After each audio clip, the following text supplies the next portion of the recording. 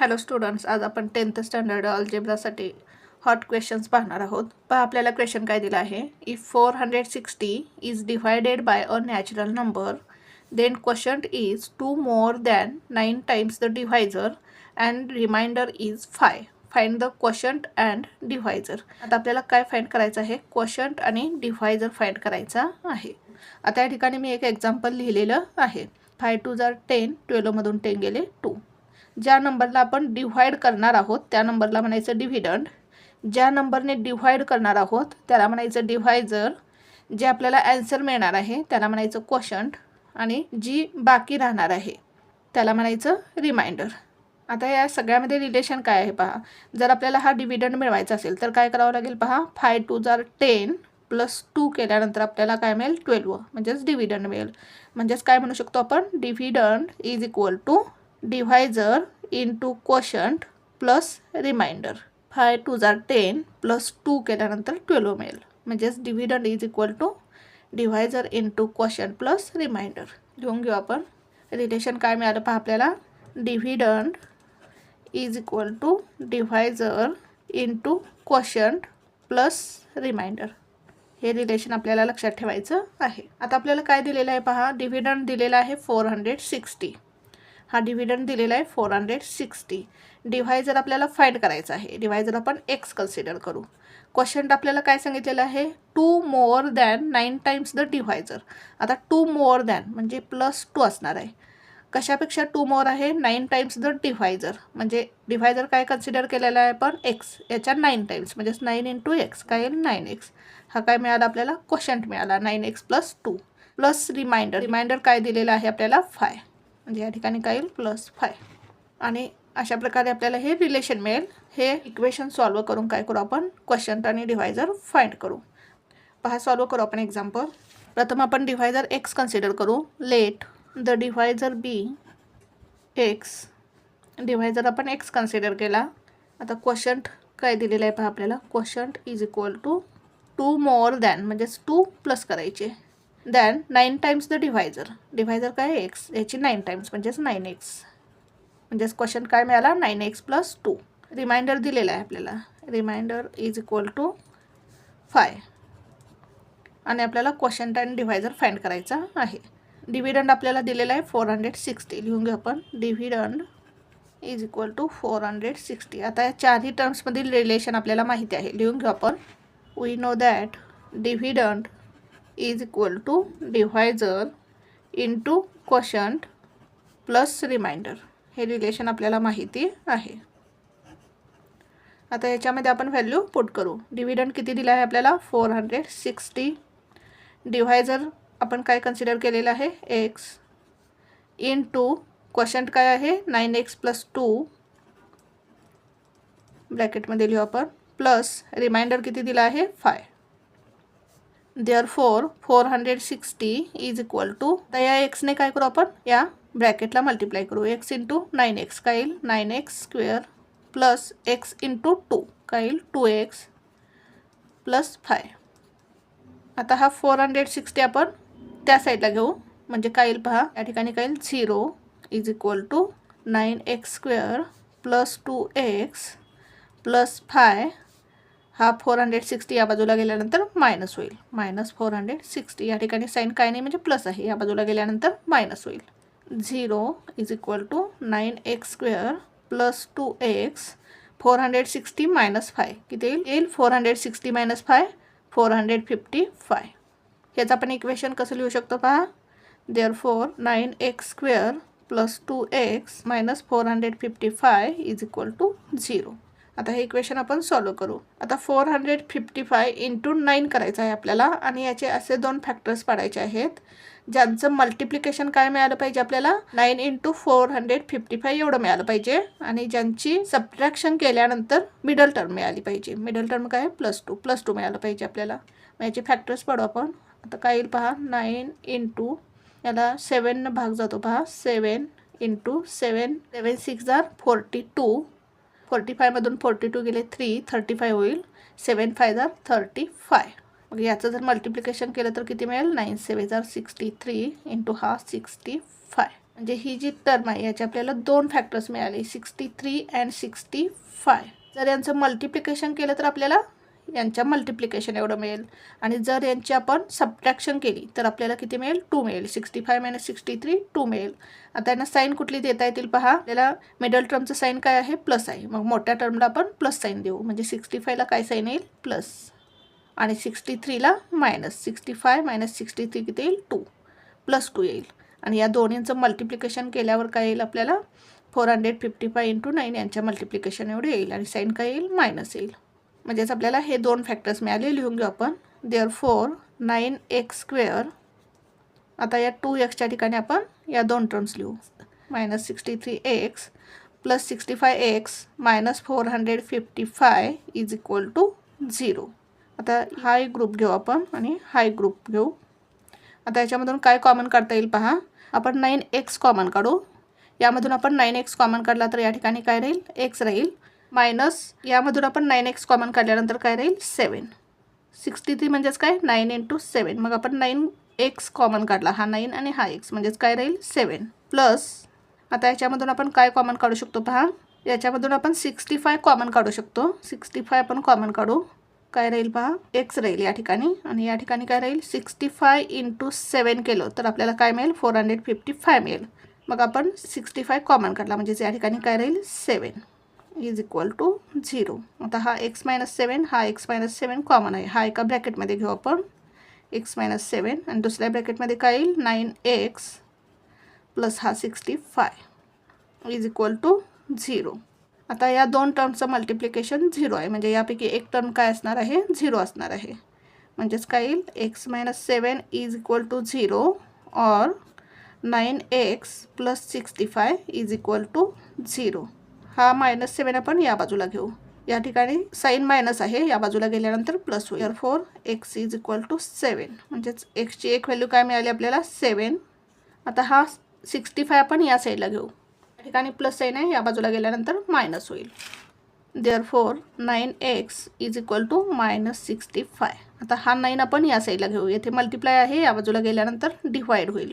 Therefore x = -65/9. एक्सची value काय मिळाली आपल्याला -65/9. But -65/9 is not a natural number. हा नॅचरल नंबर नाही. म्हणजे आपला आन्सर काय येणार आहे x = 7. Therefore x = 7. हा काय मिळाला आपल्याला डिव्हायजर मिळाला. आता आपण क्वोशंट काढून घेऊ. क्वोशंट काय आहे 9x + 2.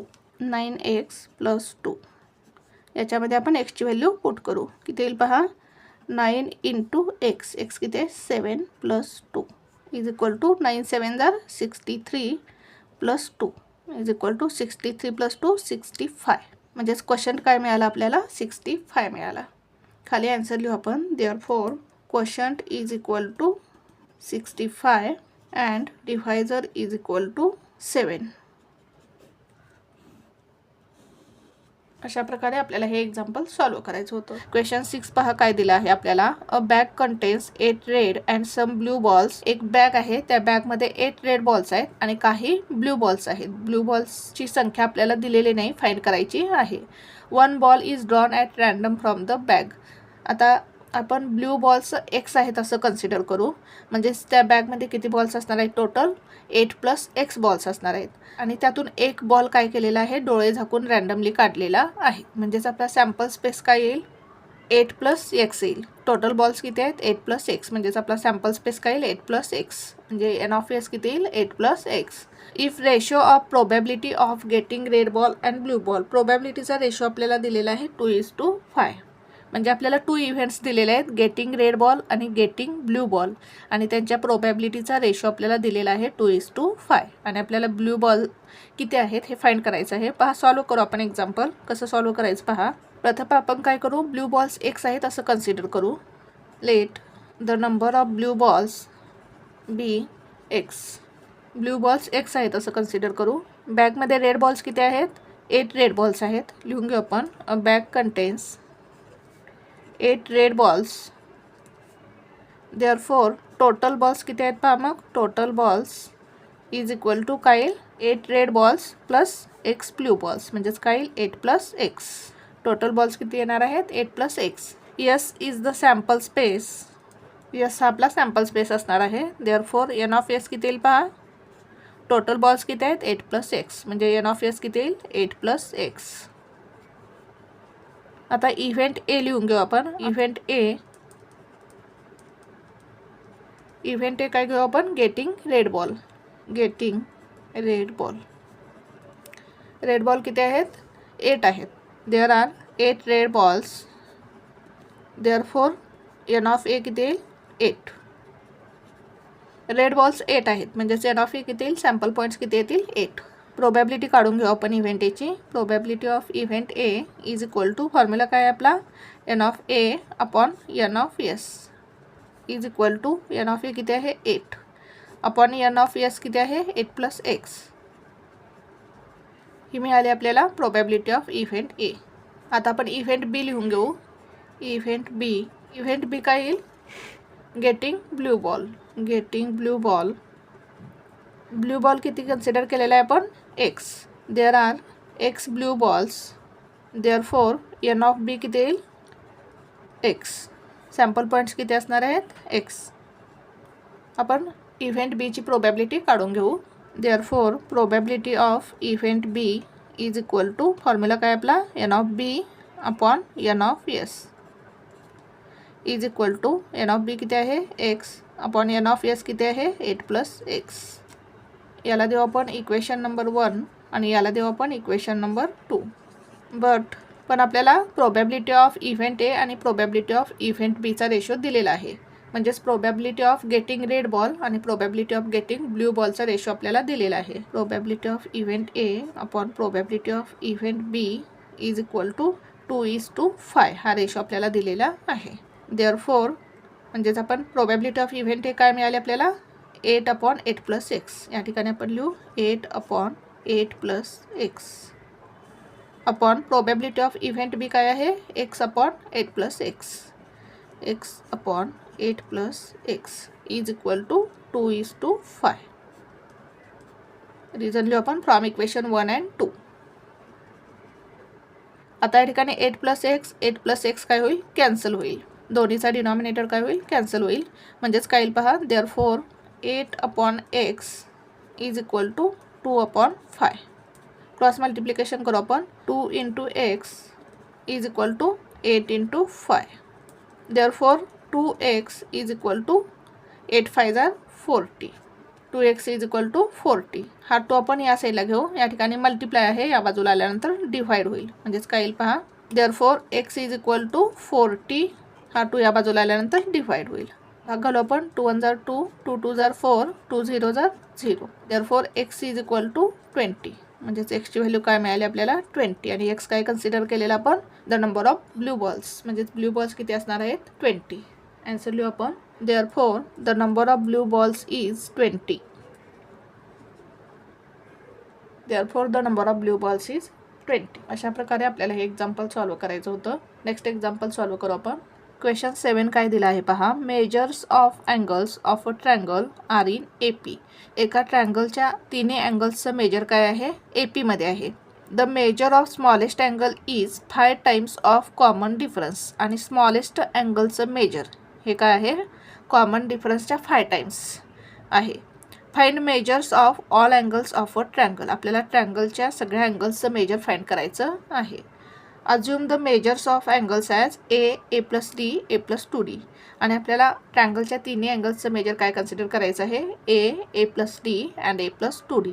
आता या तिन्ही अँगल्समध्ये स्मॉलेस्ट अँगल कुठला आहे A आहे. आणि आपल्याला काय सांगितलेलं आहे, स्मॉलेस्ट अँगल हा काय आहे 5 टाइम्स ऑफ कॉमन डिफरन्स. म्हणजेच A इज इक्वल टू काय येईल 5D येईल. पहा सॉल्व्ह करू आपण एक्झाम्पल. आपण ट्रँगलच्या तिन्ही अँगल्सचं मेजर A + D आणि A + 2D कन्सिडर करू.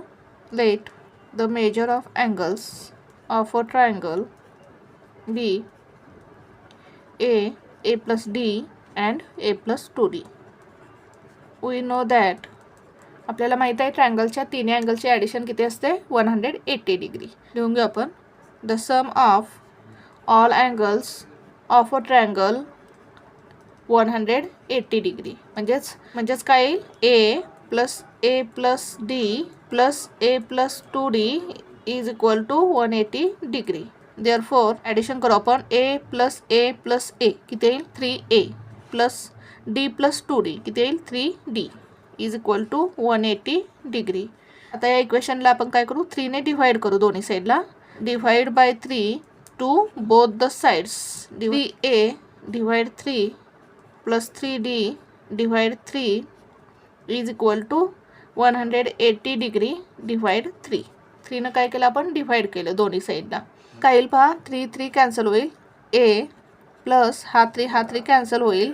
d a plus d is equal to 3 1 जार 3 3 6 जार 18 आणि 3 0 जार 0 म्हणजेच काय 60. म्हणजेच आपल्याला इक्वेशन काय मिळालं a plus d is equal to 60 degree. याला देऊ आपण equation number 1. But according to given condition काय दिलेलं आहे पहा आपल्याला measure of smallest angle is. आता स्मॉलेस्ट अँगल कोणता आहे ए हा स्मॉलेस्ट अँगल आहे. म्हणजेच ए इज इक्वल टू काय येईल पहा A is equal to 5 times of common difference. म्हणजेच काय येईल 5 into D common difference D. म्हणजेच आपल्याला काय मिळालं ए इज इक्वल टू 5d. एची व्हॅल्यू आपण इक्वेशन 1 मध्ये पुट करू. Put A is equal to 5d in equation 1. We get तर लिहू आपण therefore A is equal to 5d. ही एची व्हॅल्यू आपण या इक्वेशन 1 मध्ये पुट करू. एची value 5d plus d is equal to 60 degree. 5d plus d किती येईल 6d is equal to 60 degree. या ठिकाणी कोएफिशियंट काय नाही म्हणजे 1 असणार आहे. 5 + 1 6d. आता हा 6 आपण या साईडला घेऊ. येथे मल्टिप्लाय आहे या बाजूला आल्यानंतर डिवाइड होईल. Therefore d is equal to 60 degree upon 6 भागवलं आपण 6 1 जार 6 6 10 जार 60. Therefore d is equal to 10. म्हणजेच d ची व्हॅल्यू काय मिळाली आपल्याला 10. कॉमन डिफरन्स काय मिळाला 10 मिळाला आपल्याला. आता ही d ची व्हॅल्यू आपण इक्वेशन 1 मध्ये पुट करू. Put d is equal to 10 in equation 1. Equation लिहून घेऊ आपण a plus d is equal to 60. Therefore a plus d ची व्हॅल्यू किती मिळाली 10 is equal to 60. Therefore a is equal to हा 10 या बाजूला घेऊ. या बाजूला आल्यानंतर काय होईल मायनस होईल. येथे प्लस आहे या बाजूला आल्यानंतर मायनस होईल. 60 minus 10 is equal to 50 degree.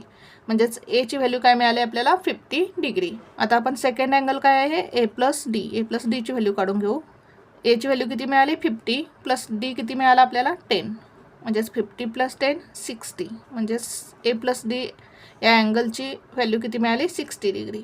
आणि थर्ड अँगल काय आहे A plus 2d is equal to A ची व्हॅल्यू किती मिळाली 50 प्लस 2 इंटू डी. डी ची व्हॅल्यू किती आहे 10. 2 into 10 is equal to 50. 2 into 10 किती येईल 20. पहिला मल्टिप्लिकेशन करायचं नंतर ॲडिशन करायची. 50 प्लस 20 70 डिग्री. म्हणजेच third angle A plus 2d किती मिळाला आपल्याला 70 डिग्री. म्हणजेच तिन्ही अँगल्सचं मेजर काय मिळालं आपल्याला 50 डिग्री 60 डिग्री 70 डिग्री. आन्सर लिहू आपण खाली. Therefore the measure of all angles of a triangle are 50 degree 60 degree and 70 degree. अशा प्रकारे आपल्याला हे एक्झाम्पल सॉल्व करायचं होतं. Thank you for watching this video. जर तुम्हाला व्हिडिओ आवडला असेल तर व्हिडिओला लाईक करा, कमेंट करा, शेअर करा आणि चॅनलला सबस्क्राईब करा.